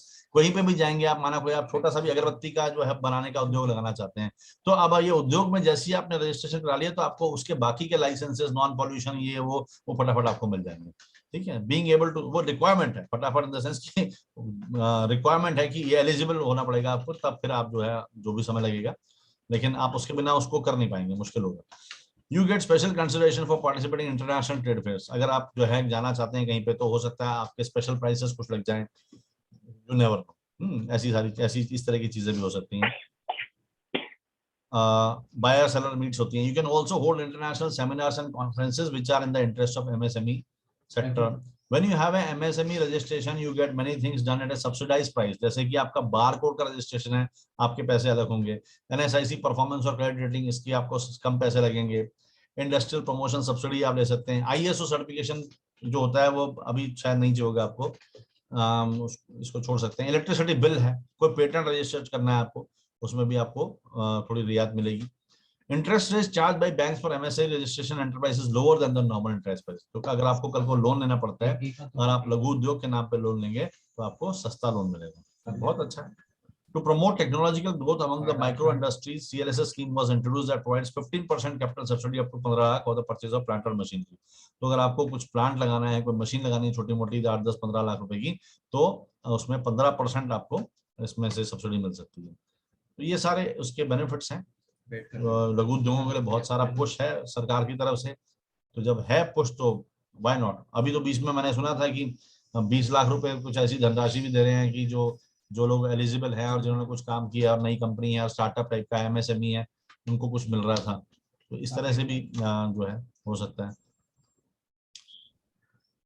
तो माइक्रो एंटरप्राइजेस हैं, स्मॉल एंटरप्राइजेस, बड़ी एंटरप्राइज, ये आपको देखिए थोड़ा सा ढूंढना पड़ेगा कि MSME के क्या है, क्योंकि कोई नहीं इतना याद रख सकता। जो आपका सेक्टर है, आप जिस मर्जी सेक्टर में जा रहे हैं तो उस हिसाब से फिर आपको जो है आगे पता चलता है कि फूड में क्या उसकी वो चीजें हैं, या कोई छोटे मोटे मैन्युफैक्चरिंग कर रहे हैं उसमें क्या सपोर्ट अवेलेबल है, कोई आप प्रिंटिंग कर रहे हैं तो उसमें क्या सपोर्ट है, टेक्सटाइल बिजनेस कर रहे हैं तो क्या है, आप ग्रीन बिजनेस कर रहे हैं, एनवायरमेंट से रिलेटेड कुछ कर रहे हैं तो क्या है, फिशरीज हैचरीज टाइप कुछ खोल रहे हैं तो उसमें क्या, तो this is very very vast. तो आपको एक बार तो एमएसएमई ऑफिस जाके मिलना ही पड़ेगा किसी से, वो यहाँ संभव नहीं है। मैं आपको ये जरूर बता सकता हूँ कि एमएसएमई में आप रजिस्टर कीजिए, लेकिन एग्जैक्टली आपके जो आप दिमाग में आपके सोच रहे हो सकता है आपको मछली पालन कोई केंद्र खोलना चाहते हो, आप कोई मशरूम उगाना चाहते हो, तो उसके लिए एग्जैक्टली गवर्नमेंट की क्या सब्सिडी है या क्या चीज है वो समय समय पे चेंज होती रहती है, तो आपको अपने लोकल ऑफिस में एक बार जाना पड़ेगा, बैंक जाना पड़ेगा। ठीक है, तो ये क्या मैंडेटरी है? नहीं, मैंडेटरी कुछ नहीं है, लेकिन हाँ आप कर लेंगे तो आपको बेनिफिट मिल जाएंगे। हाँ, who is eligible for MSME? To be eligible for MSME, the business should fall under the investment or turnover limits that the government has established. The type of organization doesn't matter, and you can be an LLP या 1% company या कुछ भी हो, आप MSME में register कर सकते हैं। What is the validity period of a MSME certificate? As long as the enterprise is up and functioning, जब तक आपका धंधा चल रहा है तब तक है, लेकिन अगर आपको प्रोविजनल सर्टिफिकेट मिलता है तो वो कम से कम वो भी 5 साल तक वैलिड होता है। ठीक है, लोन कैसे मिल सकता है? सारे के सारे फाइनेंशियल इंस्टीट्यूशंस को ये जो है उन्होंने स्पेशल स्कीम्स बनाई है कि कोई भी एमएसएमई एसएसआई उनके पास में आएगा तो उसको इतना लोन देना है या जो भी करना है एलिजिबल है, तो उनके लिए एक अलग से फंड होता है प्रायोरिटी का। What I don't start my business with in 5 साल, अगर आपने ले भी लिया तो भी आपने नहीं शुरू किया तो आप फिर रीअप्लाई कर लीजिए उसको, फिर आपको फिर मिल जाएगा 5 साल के लिए। ठीक है, आधार कार्ड नेसेसरी है क्या? यस, आधार कार्ड जरूरी है। हाउ मेनी डेज में आपको मिल जाएगा? 5 से 7 दिन मिल जाएगा। क्या प्रोसेस पूरी ऑनलाइन है? यस, 100% ऑनलाइन है। ये मजे की बात है, कहीं निकलना नहीं घर से, आपको कहीं जाना नहीं, कहीं धक्के नहीं खाने, कुछ नहीं करना, आपको किसी से बात करने की जरूरत नहीं है। मतलब मेरे को तो अच्छा एक्सपीरियंस नहीं लगता था कि मैं जाऊँ उसी एक ऑफिस में बैठूं, समय अपना खराब करूं, फिर कोई आएगा, फिर पता नहीं क्या अंग्रेजी बोलते हैं समझ नहीं आएगा कई बारी, तो आपको परेशानी होती है बहुत ज्यादा। तो इतना जो है, ये जब से आया my life has been very easy, very easy, very easy. ये यहाँ पर उन्होंने एक्सप्लेन कर दिया। तो ये है कि कुछ भी चीज आपसे छूट ना जाए इस तरह से कि आपको आप कहें मुझे पता ही नहीं था, तो वो सब करने की जरूरत नहीं है। आप यहाँ पे एक बार किसी, हेलो हाँ राधिका मैम बोलिए। सर, एक चीज पूछनी थी। जैसे अभी आपने एमएसएमई का बताया आपने, जैसे अगर फूड का हम कुछ कर रहे हैं तो ये रजिस्ट्रेशन लेंगे तो इसके साथ हमें फसाई भी लेना पड़ेगा? एफएसएसआई तो लेना ही पड़ेगा फूड, उसके बिना फूड बिजनेस नहीं कर सकते। अच्छा, और ओके, और उसमें मतलब इन लोगों की कोई कैटेगरीज होती हैं क्या? इस फूड के लिए मतलब अलग अलग लेना पड़ेगा या एक एक ही कैटेगरी होती है फूड, मतलब उसमें सारा कुछ आ जाता है? नहीं, कैटेगरी तो आपको पहले डिफाइन करनी पड़ेगी। उसमें कुछ तो मांगेंगे आपसे कि क्या आप किस चीज में, आप पैकेजिंग में जा रहे हैं, आप मैन्युफैक्चर कर रहे हैं या क्या कर रहे हैं, किस चीज का, वो कुछ तो पूछते ही आपसे। बाद में आपको ओके, नहीं जैसे सपोज अभी वो हम सब मतलब होता जाता है तो मैन्युफैक्चर उसमें ऐड करके होके खुद ही बढ़ता जाता पैकेज है। हाँ, करके। आपको 50 एफएसएसआई नंबर लेने की जरूरत नहीं पड़ेगी, लेकिन आपको ओके, मतलब इन्फॉर्म करते सिर्फ रहना एक पड़ेगा। लेंगे तो वो हर चीज में काम आ लेकिन आपको जाएगा? इन्फॉर्म करते रहना पड़ेगा उनको, आपको अपडेट करना पड़ेगा अच्छा। उनको कि आज हम इसके लिए लिया, फिर हम इसमें ये ऐड कर रहे हैं। इसमें जैसे कंपनी भी जब फॉर्म होती है या पार्टनरशिप फॉर्म होती है, डीड फॉर्म वही माना, तो आपने 3 पार्टनर साथ में किया, चौथा जब लाएंगे तो फिर वो दोबारा होगा, वो प्रोसेस दोबारा से होगी। आपने चौथे बंदे को इंट्रोड्यूस किया है, किसी को निकाला है या नहीं निकाला है, और बंदे इंट्रोड्यूस किया, तो अब क्या रोल्स रिस्पॉन्सिबिलिटी चेंज हुई है, वो लॉस क्या चेंज हुए हैं, तो आपको इन्फॉर्म करके दोबारा रजिस्टर करना पड़ता है। ओके, और ये जो यस, एमएसएमई जो है इसमें मतलब कौन कौन मतलब कर सकते हैं रजिस्टर्ड? कोई भी मतलब कर सकते हैं इसका रजिस्ट्रेशन? एनीबॉडी, जो भी आप स्टार्ट कर रहे हैं, आप लघु उद्योग की तरह, आप मोस्टली सिंगल पर्सन ही होगा, छोटे 2-3 लोग ही होंगे। हम्म। तो मतलब कोई भी कर सकता है? जैसे कोई भी अगर हमने कोई भी बिजनेस करा, कुछ अगर भी, कुछ फूड ना होकर कुछ और भी है, जैसे भी। मैन्युफैक्चर नहीं कर, हाँ, कुछ भी? इसका मतलब ये है कि स्मॉल स्केल, आपका जब टर्नओवर कम है तो आप स्मॉल स्केल हम्म। चलाए जाते हैं, सिंपल एज दैट, अच्छा जो मर्जी कर लो। Okay, okay sir, thank you. बाकी जो है वकील सर को जैसे ही आप फोन करेंगे, जो भी आपके इमीडिएटली क्वेश्चन है, आप जो जब आपको वापस आपको कॉल बैक करेंगे तो आप जितने मर्जी क्वेश्चन पूछ लीजिए उनसे, वो आपको सब बता देंगे डिटेल्स क्या और चल। ये जो हम इनको फी पे कर रहे हैं 500 रुपीज, ये मतलब इनका वन टाइम होता है कि एक ही बार ये लोग करेंगे या फिर हम लोग? अच्छा, मतलब एक ही बारी में हमको जो भी डाउट्स है वो क्लियर करना है, और अगर नहीं, ऐसा दोबारा नहीं, कोई? डाउट्स तो आप कभी भी क्लियर कर सकते हैं। डाउट्स तो आप उससे पहले आप 10 बार पूछ लीजिए उनसे, ईमेल कर लीजिए, कुछ भी कर लीजिए, हम्म। वो सब डाउट्स तो क्लियर हो जाएंगे। अच्छा, मतलब कॉल पे कभी भी मतलब जैसे कोई डाउट हाँ हाँ हाँ, आया कॉल पे दोबारा तो बिल्कुल ले सकते हैं, यस। दोबारा हम मतलब इनसे बात कर बिल्कुल, सकते कुछ भी पूछना है, कहीं पूछना है तो आप बिल्कुल पूछ सकते हैं। हैं, क्योंकि कई सारी चीजें एट अ टाइम याद नहीं रहती सर, वो अचानक जैसे जैसे हम आगे आगे बढ़ते हैं तो हमें याद आता है कि वो हाँ हमें गाइडेंस ये आपको मिल पूछना है। जाएगी। आपको तो व्हाट्सएप पे भी कोई आपके साथ असाइन भी हो जाएगा बंदा, आप उसको फोन कर सकते हो या व्हाट्सएप पे पूछ सकते हो, ओके इनके सपोर्ट पे जाके पूछ सकते हो। यही तो ब्यूटी है इनकी, यही सबसे अच्छी बात है। वो चाहते हैं, वो तो चाहते हैं आपका बिजनेस ग्रो हो। आज आपने एमएसएमई रजिस्टर किया, वो चाहते हैं कल को आप प्राइवेट में रजिस्टर करो। वो चाहते हैं कि आप साल भर के साथ उनके साथ एंगेज हो। तो अगर वो सर्विस नहीं देंगे तो आप एंगेज कैसे होंगे? वो तो चाहते ही हैं, ओके है ना। तो वो तो अच्छी सर्विस देना चाहते हैं आपको कि आप रहिए और आप 10 लोगों को, मेरे को अच्छी सर्विस मिली तभी तो मैं आपको बता रहा हूँ। मेरे को इसमें से कोई पैसे थोड़ी मिल रहे हैं, but why I am telling you because I am so happy with them. अब मुझे लगता है कि बहुत आसान है किसी के लिए भी। मैं अब देखता हूँ कितने सारे बिजनेस में आधा टाइम तो उनका वहीं जाता है सीए के ऑफिस में। कभी ये कर रहे हैं, वो कर रहे हैं, सीए ही भूल जाते हैं फिर कई बार कि हमने फाइल भी करना था। ऐसे भी सीए होते हैं, वो खुद ही भूल जाते हैं। तो ऐसा कभी यहाँ पे मेरे साथ नहीं हुआ कि वो भूल गए, मेरे पीछे पड़े रहते हैं लोग। और बहुत जेंटली, बड़े अच्छे से बात करते हैं, बहुत कटियस लोग हैं। मैंने देखा स्टाफ इनका बड़ा अच्छा है, स्टाफ लोग बड़े okay courteous. Okay sir, thank you. मैं जस्ट एफएसएसआई के बारे में इंफॉर्मेशन देना चाह रही थी। मैंने अप्लाई किया था, 7,500 रुपया फीस है 1 साल की, और वो हर साल रिन्यूएबल है। और उसमें काफी सारी ऑप्शंस हैं, जैसे ऑनलाइन अगर आप फिल करोगे तो आप चूज कर सकते हो कि आपको पैकेजिंग के लिए लेना है, सेल के लिए लेना है, रीसेल के लिए लेना है, इंपोर्ट एक्सपोर्ट का है, जो भी है। मतलब अगर आप पूरा 7,500 वाला पैकेज लेते हो तो उसमें आप इंपोर्ट एक्सपोर्ट भी कर सकते हो, बेच भी सकते हो, पैकेजिंग भी कर सकते हो। लेकिन उसमें टिक करते रहना है कि जब फॉर्म भरोगे तो जो जो ऑप्शन आपको सिलेक्ट करने हैं उनमें सब में टिक मार्क करना है, तो ऑल इंक्लूसिव आपको 7,500 में मिल जाएगा। मैन्युफैक्चर भी कर सकते हैं, मतलब बना भी सकते हैं। यस, बिल्कुल कर सकते हो, लेकिन उसके लिए फिर हाँ आपको अपनी जगह वगैरह का एड्रेस देना होगा। वो आके अच्छा। कभी कभी वो चेक, पैकेजिंग और मैन्युफैक्चरिंग के लिए वो चेक भी कर सकते हैं आपका स्पेस वगैरह। अब देखिए, डिपेंड करता है कहाँ से लिया है। यहाँ पे एफएसएसआई रजिस्ट्रेशन का टोटल कॉस्ट उन्होंने दिखाई है 3499 स्टार्टिंग। अब ये डिपेंड करता है कि क्या क्या चीज आप ऐड कराएंगे, शायद तो उस हिसाब से थोड़ी बहुत प्राइस बढ़ जाएगी। तो ये इन्होंने प्राइसेस यहाँ पे बताए। नहीं, मैं वही ऑल इंक्लूसिव वाली बात कर रही हूँ सर। इसमें शायद कुछ कुछ चीजें होंगी, उसमें ऑल इंक्लूसिव वाले में मतलब पूरा नेशनल लेवल में है, पूरे इंडिया में चलेगा वो। एक जो ओनली दिल्ली वाला एक और भी था, मैंने पता किया था, सिर्फ 250 रुपए में, जिसमें आप जस्ट एक शॉप में बेच सकते हो और कुछ। तो डिफरेंट प्राइसेस वाले हैं। हाँ, तो जैसी जिसकी जरूरत है आप उस हिसाब से ले लीजिए, है ना। तो वो भी आपको समझा देंगे शायद, जो इनके कोई भी जो होंगे वो आपको बता देंगे कि ये आपको चाहिए हेलो हाँ जी, हाँ जी। सर, सोल प्रोप्राइटरशिप और 1 पर्सन कंपनी में क्या डिफरेंस हुआ? सोल प्रोप्राइटरशिप में मैम एग्जिस्टेंस परपेचुअल नहीं है, और वो जो है जो 1 पर्सन कंपनी है वो एक कंपनी तरह, आप जैसे आप अपना नाम कंपनी की तरह लिख सकते हैं। जैसे एबीसी कंपनी लिमिटेड कंपनी आपकी होगी, उसका कंपनी के नाम से होगा। तो जो आपका अकाउंट बनेगा वो कंपनी नाम से होगा। जो पब्लिक के सामने आपकी जो इमेज जाएगी वो ऐसी जाएगी कि वो कंपनी से डील कर रहे हैं। 1 पर्सन में आप अपने नाम से करेंगे, आपकी लायबिलिटी अनलिमिटेड है। ओके। ये सब चीजें, तो वहां पे आप कहेंगे तो आप कहेंगे हाँ जी मैं तो जो है रिंकी के नाम से है, तो वो कहेंगे अरे हम रिंकी को तो नहीं दे सकते हैं, हमें कोई कंपनी चाहिए, उससे हम डील करेंगे। जी सर। ऐसा भी होता है। ऐसे केस में आप 1 पर्सन कंपनी बना लीजिए, तो फिर वो कंपनी डील करने में है वो ओके। वो रिंकी एक्सपोर्ट्स जो है इस तरह से वो करना चाहेंगे, वो ठीक है, उनको वो ठीक लगता है, तो वो पॉलिसी है। बाकी आप यहाँ समझ सकते हैं। और भी फिर आती है बात सेकेंडरी जो है इम्पोर्टेंट, वो है टैक्स की। हाँ, टैक्स भी एक ऐसी चीज है कि आप से वैसे कोई नहीं पूछेगा, पर जिस दिन पूछेगा तो उसके पास उस समय आपके पास में सारी की सारी चीजें तैयार होनी चाहिए। नहीं तो फिर जो है ये माना जाता है कि आप जानबूझ करके जो है टैक्स में कुछ गड़बड़ी कर रहे हैं, और तो उसमें थोड़ा सा पेनल्टी हैवी आ सकती है। तो अब इसमें कुछ चीजें होती हैं, मैंडेटरी फाइलिंग्स होती हैं, तो प्राइवेट लिमिटेड की अलग होती हैं, इसमें अलग होता है, जीएसटी अलग है। अब देखिए जीएसटी में भी एक नई चीज है कि एक तरफ तो ये लोग कहते हैं कि 20 लाख का जब तक आपका टर्नओवर नहीं है तो आपको जीएसटी लेने की जरूरत नहीं।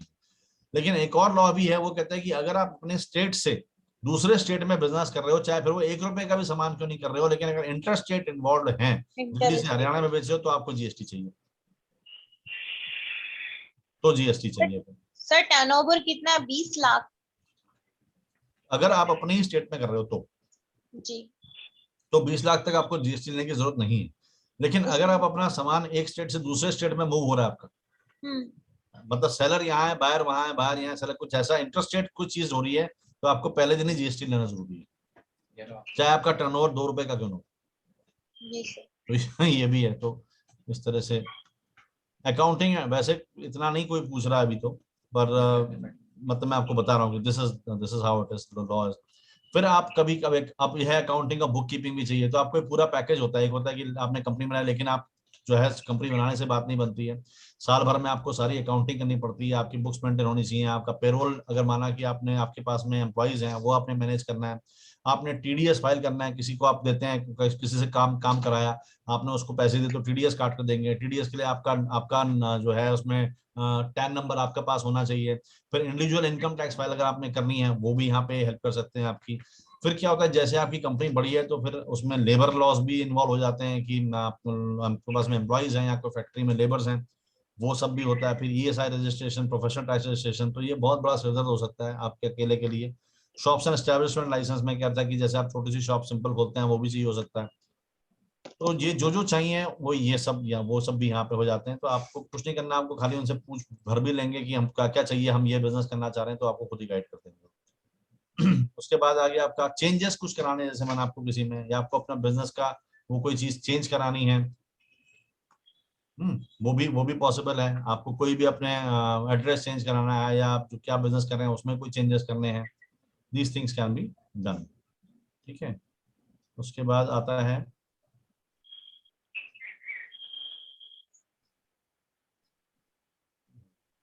Sorry proprietorship to private limited company, conversion कुछ करानी है आपने, वो तो अभी जरूरत नहीं है आपको, पर कन्वर्ट कराना है किसी ने वो भी कर सकते हैं, सब वो पॉसिबल है। फिर आती है बात ट्रेडमार्क और आईपी की। देखिए ये जरूरी है, हो सकता है कि आप अपना लोगो या अपना नाम या कोई भी चीज आप ट्रेडमार्क कराना चाहें, वो देखते हो ना आप लिखा होता है कई बार नाम के आगे ऊपर TM, तो दैट मीन्स कि वो क्लियर कट आपकी एक वार्निंग है किसी से भी कि भैया ये नाम मेरा ट्रेडमार्क है, इस नाम से तुम बिजनेस नहीं कर सकते। आपने देखा हो ना गुप्ता जी का जो है वो लगा होता है, गुप्ता जी छोले वाले हैं, वो इतने सारे गुप्ता जी समझ नहीं जाते कौन सा असली गुप्ता जी वाला है। हाँ, कोई भी कहता है दिल्ली की मशहूर जो है छोले भटूरे और जाके वहीं बॉम्बे में बेच रहा है या कहीं और बेच रहा है, कुछ भी कर रहा है, तो ऐसे में कंफ्यूजन रहता है हमेशा। लेकिन यहाँ पे आप बिल्कुल आप बता सकते हैं कि जैसे मैं ट्रेडमार्क, और कोई उसे कॉपी करता है तो लीगल ऑफेंस है, आप उस पर केस कर सकते हो और आप अपना हर्जाना मांग सकते हो। तो अपने आप को प्रोटेक्ट करने के लिए मेजर्स हैं भाई। आपका कल को बिजनेस चल पड़े तो अचानक पता चला मेहनत आपने की, सब कुछ सोचा आपने, पूरी प्रोसेस आपने बनाई और मलाई कोई और खा गया है कटाक से, उसने उसके पास उसको पता था ये सब चीज, उसने ये कर डाला और आपको आप गए उसके पास, उसने कहा आप कौन है, हमें तो नहीं पता आप कौन है, आपको ये तो मेरा नाम है, कहते मेरा नाम, मैंने तो ट्रेडमार्क कराया हुआ है इसको, तो उस टाइम पे फिर आपके पास में कुछ नहीं होगा कहने को। ठीक है, तो ये आप ध्यान रखना है कि अगर आपको लगता है कि नाम आपका इतना बढ़िया है या आपका लोगो इतना बढ़िया है, हर लोग जैसे M है मैकडोनल्ड्स का तो सब लोग वही देख के आते हैं, तो ये सारी चीजें आपको कि ऐसी आइडेंटिटी आपने बना ली है या बनाना चाहते हैं या बनाएंगे, तो उसको प्रोटेक्ट करना पड़ेगा आपको ताकि और लोग कॉपी ना करें। तो उसको पहले प्रोटेक्ट कर लीजिए, फिर आप बिजनेस में उसको सामने लाइए। कॉपीराइट रजिस्ट्रेशन फॉर एग्जाम्पल, देखिए अगर आप कवि भी हैं और सिर्फ कविता भी लिखते हैं तो उसका भी कॉपीराइट रजिस्ट्रेशन हो सकता है, आप उसको भी रजिस्टर करा लीजिए, चाहे वो 10 रुपए पर कविता पे होगा जो रेट होगा, 20 रुपए कविता होगा, वट। तो उससे क्या होगा कि कल को माना हो सकता है आपकी कविता बड़ी सुंदर है, बहुत अच्छा आपने लिखा है, किसी बॉलीवुड के डायरेक्टर ने उसको कॉपी कर लिया, म्यूजिक डायरेक्टर ने उसका गाना बना दिया, बाद में आपने कहा गाना जो बोल रहा है ये तो मैंने लिखा था, पता चला आपने कहीं फेसबुक में डाल दिया था उसे और उससे कॉपी करके उसने जो है अपना गाना बना दिया, तो आप कह सकते हो कि ये मेरा कॉपीराइट है, अब तुमने यूज कर लिया तो मुझे इसका हर्जाना चाहिए, उसको देना पड़ेगा। लेकिन अगर आपने ऐसा कुछ नहीं कराया है तो फिर आपका जो है आपकी क्रिएटिविटी गई, आपकी मेहनत गई और किसी ने और फायदा उठा लिया उसका। ठीक है, फंड रेजिंग अभी आपको जरूरत नहीं है। हाँ, अगर आप कभी एनजीओ खोलना चाहते हैं, कभी आपके दिमाग में आता है कि एनजीओ खोलना है, कुछ ऐसा कुछ करना है, ट्रस्ट रजिस्ट्रेशन कराना है, कल को ऐसी कोई बात हो सकती है, तो भी आप इनसे पूरी राय ले सकते हैं, आप समझ सकते हैं। और बाकी जो है पर्सनल या प्रॉपर्टी कोई टाइटल वेरिफिकेशन करना है, कुछ नेम चेंज करना है, इस तरह मतलब पर्सनल इश्यूज भी आप यहाँ पे कर सकते हैं। मैरिज रजिस्ट्रेशन है, कई बार होता है अचानक आपको पता चला कि दुबई में कोई आपको कुछ ऑफर मिल गई किसी बिजनेस में कुछ करने की, या कभी हो सकता है कोई रजिस्ट्रेशन ऐसे मांग ली उन्होंने, आप वो कहेंगे मैरिज सर्टिफिकेट दिखाओ, आप मैरिड सिटीजन हो तो आप सर्टिफिकेट दिखाओ, हो सकता है कभी भी तो ये जो है कभी जरूरत पड़ जाती है। या इमिग्रेशन करना चाहते हैं, आपको कोई बिजनेस अपॉर्चुनिटी मिल गई, आपने बाहर जाना चाहते हो, बाहर सेटल होना चाहते हो, या आपका धंधा यहाँ पे चल पड़ा। एक बार हुआ था, मैं किसी को जानता हूँ तो उन्होंने कोई बिजनेस शुरू किया, तो उनके क्लाइंट को यूएस के थे, तो इतनी उनके साथ में अच्छा खासा हो गया रिलेशनशिप कि उस क्लाइंट ने कहा यार तुम यहीं क्यों नहीं आ जाते, तुमसे मैं इतना काम कराता हूँ तो तुम इधर ही आ जाओ, मेरे पास ही आ जाओ। तो वो उनको बुला लिया और वो चले भी गए। तो इस तरह से भी हो सकता है। तो ऐसे कोई इमिग्रेशन की इश्यूज हैं, ये खैर पर्सनल है। प्रॉपर्टी का कुछ आपको कहीं फंस जाते हैं, कोई छोटी मोटी चीजें हैं, अगर आप ऐसे कुछ किसी चीज से तंग है तो आप यहाँ पर वो भी हेल्प ले सकते हैं इनकी। तो ऐसे बहुत सारी चीजें इसमें और भी हैं जो मैं नहीं डिस्कस कर पाऊंगा अभी। I might have skipped many things, लेकिन मुद्दा ये नहीं था कि आपको पूरा इसका जो है समझाना, ये सारा एजुकेट करना, दिस इज नॉट रिक्वायर्ड। लेकिन मेरा मुद्दा ये था बताना आपको, मेरा मतलब ये था, मेरी मंशा ये थी कि मैं आपको वो जगह बता दूं कि जब भी आप परेशान हो किसी भी लीगल मैटर में, तो आपको मालूम होना चाहिए कि हाँ, वकीलसर्च.com में जाकर के उनके लोगों को फोन करके मैं समझ सकती हूँ कि क्या प्रॉब्लम है और इसका क्या सॉल्यूशन हो सकता है। या अगर हम शुरू कर रहे हैं कोई बिजनेस या कुछ भी, तो उसमें हमको क्या क्या पहले से ही लीगैलिटी चाहिए, ताकि हम बाद में कहीं ना फंसे और हमारी चीज हम बिल्कुल प्राउडली कह सकें कि हाँ भैया, हम जो है हर चीज ट्रांसपेरेंट कर रहे हैं। बड़ी प्राउडली आप डिस्प्ले कर सकते हैं, ये हमारा जीएसटी नंबर है, ये हमारा टीडीएस नंबर है, ये हमारा टैन है, ये हमारा पैन है, ये हमारी शॉप एंड रजिस्ट्रेशन लाइसेंस है, ये हमारा एफएसएसआई रजिस्ट्रेशन है, ये हमारा ट्रेडमार्क है। आप प्राउडली रजिस्टर करो और बेखौफ होकर बिजनेस करो, ये मतलब है। तो हम जब ये लीगैलिटी से परे हो जाते हैं, नहीं तो हमारे दिल में धुकधुकी लगी रहती है हमेशा कि अरे पता नहीं हमने ठीक कर रहे नहीं कर रहे हैं, अच्छा कहाँ पता करें, अच्छा चलो जाएंगे कभी पता करेंगे। वो बस इस चक्कर में रह जाती हैं चीजें और हो नहीं पाता है, और फिर अचानक कभी कोई गड़बड़ी हो सकती है। तो उससे बढ़िया है कि जब भी आप जिस तरह का भी फॉर्मेट आप सोचते हैं बिजनेस का, चाहे आप एनजीओ करना चाहें या ट्रस्ट बनाना चाहें या प्रोप्राइटरशिप करना चाहें, सो प्रोप्राइटरशिप करना चाहें, 1% कंपनी, इनिशियली आपको कोई जरूरत नहीं। मैंने आपको ये भी किसी क्लास में बताया था शायद, इनिशियली आपको कुछ भी करने की जरूरत नहीं है, आपको सिर्फ बिजनेस में ध्यान देने की जरूरत है, आप उसे आराम से कीजिए। लेकिन हाँ, अगर आपको लगता है कि कई बार होता है ना कि हमको समझ आता है कि हमने सही स्टेप उठा लिया है, हमने नाम सही रख लिया, बड़ा कैची नाम है, बड़ा अच्छा नाम है, हम लोग आने लगे हैं, तब फिर उसको जो है फटाफट रजिस्टर कर लेना चाहिए। कभी कभी ऐसा होता है इनिशियली हमको खुद मालूम नहीं होता है कि हम किस दिशा में चल पड़े हैं, और कभी कभी बात बन जाती है एकदम से। तो हर कोई चाहता है, लेकिन जब आपको लगे कि yes this is we have taken the right thing and it is working for you now, तब आप उसको फटाफट जो है उसको सिक्योर कर लीजिए अपनी चीजों को। इनिशियल अगर आप जब तक ट्रायल फेज में आपको लग रहा है कि अभी पता नहीं, अभी मैं दूसरा कुछ नाम रखूंगी, ये करूंगी वो करूंगी, आप खुद ही क्लियर नहीं है, तब तक के लिए आप चला सकते हैं। कोई आपसे नहीं पूछ रहा 20-25 के जो है 20 लाख के टर्नओवर तक भी कोई नहीं पूछेगा आपको। बहुत लोग बहुत ज्यादा करें नहीं, कोई नहीं पूछ रहा होता। जो भी आपके पास में थोड़ी बहुत कैश ट्रांजेक्शन कर लीजिए, बाकी जो है आप अकाउंट में ले लीजिए, अकाउंट में लेंगे, पर्सनल अकाउंट में भी ले सकते हैं आप, कुछ अपने फैमिली के अकाउंट में भी ले सकते हैं आप। ऐसे करके अपना 20-25 लाख तक का बिजनेस आराम से कर सकते हैं। आपके अकाउंट में आया वो आपका रिटर्न भर दीजिए, टैक्स आएगा, टैक्स दे दीजिए मजे से, जो भी आता है। ठीक है, तो this is how it is. और शुरू कीजिए, दैट इज मोर इम्पोर्टेंट। और इसमें समय ना खराब हो आपका, आप खुद से सब कुछ करने की कोशिश मत कीजिएगा। कम से कम ये वाली चीज जो है आप आउटसोर्स कर दीजिए, ताकि इसमें आपकी सरदर्दी कम हो और सही तरह से आपका पहली बार में काम हो जाए। और जहां जहां आपको लगता है कि हाँ अब हमारा एक्सपेरिमेंटेशन खत्म हो गया है, वी आर कंफर्म कि हम ये नाम होगा, हमारा एक्सपेरिमेंटेशन खत्म हो चुका है, हमें समझ आ गया इस कैटेगरी में हम काम करेंगे, हमारा एक्सपेरिमेंट खत्म हो गया, हमें समझ में आ गया हम क्या प्रोडक्ट बनाने वाले हैं, जब वो सॉलिड स्टेप्स आप लें तब तक आप उसको लीगली सिक्योर कर लीजिए। राइट, तो मेरे पास हमने जो सोचा था दिस इज क्वेश्चन है कोई? हाँ जी सर। सर ऐसा हो गया थे जैसे वो शॉप के लिए भी था सर, शॉप के लिए भी था ना सर? हाँ, उसमें ऑनलाइन शॉप बना सकते हैं अपने यहाँ।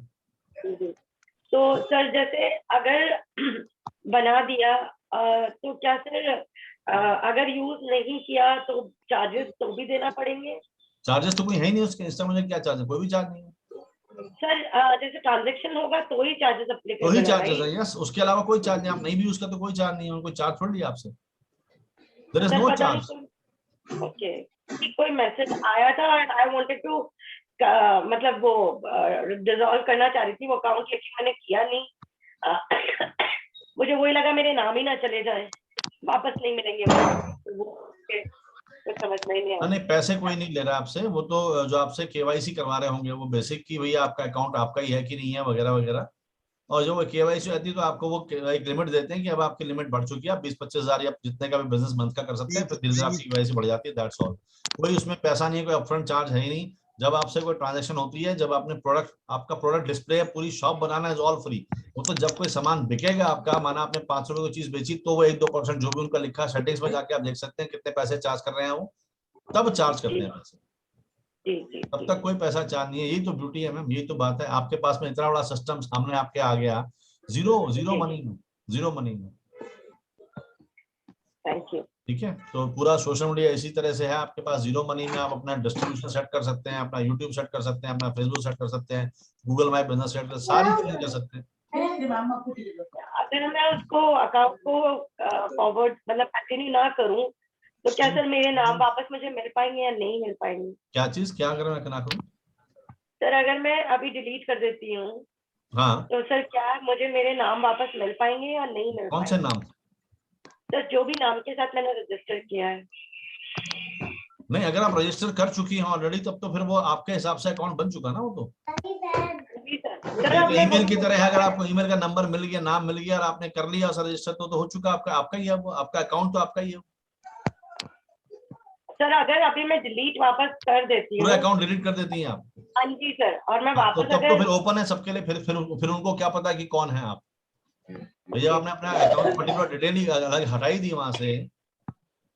अगर आप फेसबुक अकाउंट अपना डिलीट ही कर दें तो फिर तो फेसबुक डजंट नो कि ये नाम है आप, वो तो मशीन है, मशीन देखेगा हाँ अंजलि अवेलेबल है तो किसी और को दे देगा। Okay okay. ऑफ कोर्स ये तो ऐसे ही होगा, है ना। Right. आपको इतना तो एक्टिवेट रखना ही पड़ेगा उसे, रजिस्टर करके रजिस्टर तो कर लीजिए प्रॉपर, आपने शायद रजिस्ट्रेशन कर तो लिया था उस दिन। अच्छा, आप डिलीट करना चाह रही हैं, डिलीट करना चाहते हैं आप कर दीजिए, फिर जब फ्रेश माइंड से कभी कुछ और करेंगे। लेकिन जो आपने जिस नाम से अभी किया, फिर नहीं, कोई गारंटी नहीं है कि मिले ना मिले।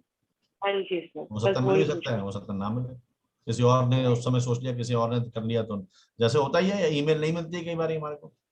हाँ नहीं होता सर, सही बात नहीं है। When my child was born and I named him, मैंने सबसे पहले उसका ईमेल बनाया। मैंने कहा भैया अभी ईमेल बना लो, हाँ ठीक है ईमेल ठीक है, नहीं तो बाद में मुझसे लड़ेगा कैसा नाम रखा है मेरा कि ईमेल भी नहीं है इसकी। मैंने कहा नाम तो रखेंगे, पहले ही चेक कर लो ईमेल है कि नहीं है। तो यस, ये चीजें हैं जिंदगी। Right, so that is all what I had and Inshakti had to give you for the first phase of the training. 16 sessions आपके आज हो चुके हैं। हमने कोशिश की कि आप लोगों को एक ओवरव्यू दिया जाए। अब एक्शन आप लोगों ने लेना है, और उसमें कहीं पे भी आप फंसते हैं, बीच में कुछ भी होता है तो we are always there, Inshakti team is there, I am there. 1-to-1 mentoring आपको चाहिए इसके बाद में, क्योंकि अब आप शुरू करेंगे तो तब परेशानी होगी, तब परेशानी तो आप पूछेंगे, तब आप 1-to-1 टाइम ले सकते हैं, वो भी आपको Because मिलेगा। we'll have, sorry to interrupt, Yeah. we'll have one session next week, maybe आपका टाइम क्या था? Tuesday, Wednesday something, no? आप 3 to 4:30 Tuesday I. One day, like जो भी आपके queries हैं, अभी जो attend कर रहे हैं participants, any doubt in any chapters अभी तक जो हाँ, वो तो classes फिर उन्होंने 1-to-1 किया होगा ना, है, इस तरीके से that is हाँ। 1-to-1 ना। yeah, no, we will have one session for everybody. तो जो भी problems लेके अच्छा, common आएंगे तो session, उसको ठीक है। हम maybe a recap kind of thing or something. We'll finish that on Tuesday. ठीक है, तो वो तो फिर इनकी तरफ से पहले आएगा कि किसको क्या अगर पूछना है तो। हाँ, so now you have time like Monday, today and tomorrow. आपका जो भी doubts हैं आप consolidate करिएगा all of you. And Tuesday session में आप उनसे अभी तक सर जितने भी आपको explain किया, समझाया है, उसमें जो भी doubts हैं तो he will clear it on Tuesday's class. Okay, ma'am. ठीक है? Right. Yeah. Yes. Okay. ठीक है जी, okay, thank you so much, bye. Thank sir, you. Hello. हाँ जी, बताइए। सर मैं वो कह रही थी कि अगर एक बार